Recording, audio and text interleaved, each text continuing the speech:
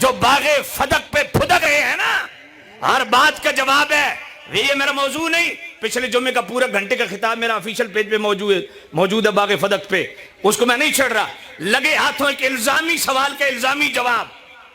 کہتے ہیں جناب سیدہ گئی تھی دربار میں، کھڑی رہی تھی 9 گھنٹے. میں نے کہا یار اچکا لفنگا سیاستدان بھی ہو نا، اس کے پاس 10 بندے بیٹھے ہوں کو مائی آ جائے نا تو وہ کہے گا مائی صاحبہ ادھر ٹھہریے میں آپ کی بات سن لیتا ہوں، ذرا مرد بیٹھے ہیں.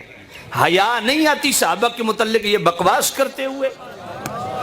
اور وہ سنی سب سے بڑا بغیرت سنی ہے جو یہ بکواس سن کے بھی چپ رہتا ہے.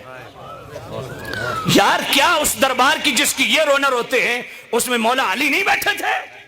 مولا حسن نہیں بیٹھے تھے؟ مولا حسین نہیں بیٹھے تھے؟ حضرت عباس نہیں بیٹھے تھے؟ بنو ہاشم کے دیگر افراد نہیں بیٹھے تھے؟ کوئی نہیں بولا کہ بی بی 4 گھنٹے ہو گئی ہے یا 9 گھنٹے ہو گئی ہے کھڑی ہے؟ شرم نہیں آتی یہ بات کرتے ہوئے؟ حیا نہیں آتی؟ لیکن چلو اس سے ریلیٹڈ جو معاملات ہیں میں وہ ڈسکس نہیں کر رہا. لگے ہاتھوں ایک بات خلافت سے ریلیٹڈ ایک الزامی طور پہ بات کروں. خلافت پہ ہمارے اور بڑے دلائل ہیں. جو کہتے ہیں بھرے دربار میں گئیں، چلو جی مان لیا گئیں. اب ذرا توجہ کرنا، میں بڑی بات کرنے لگا ہوں.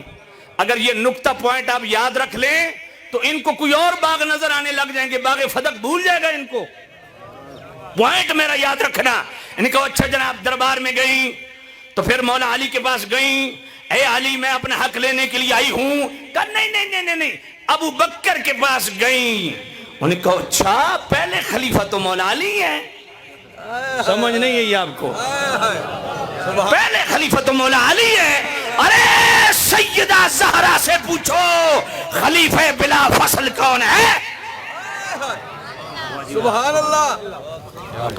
کسی کو رافضی کیڑا مروڑ پڑے نا وہ سنے سیالوی اس کی گردن پہ پاؤں رکھ کے بات کر رہے ہیں. پوچھو سیدہ زہرا سے کہ خلیفہ تو مولا علی تھے، پہلے خلیفہ تو وہ تھے، ابو بکر کے پاس کیوں گئی؟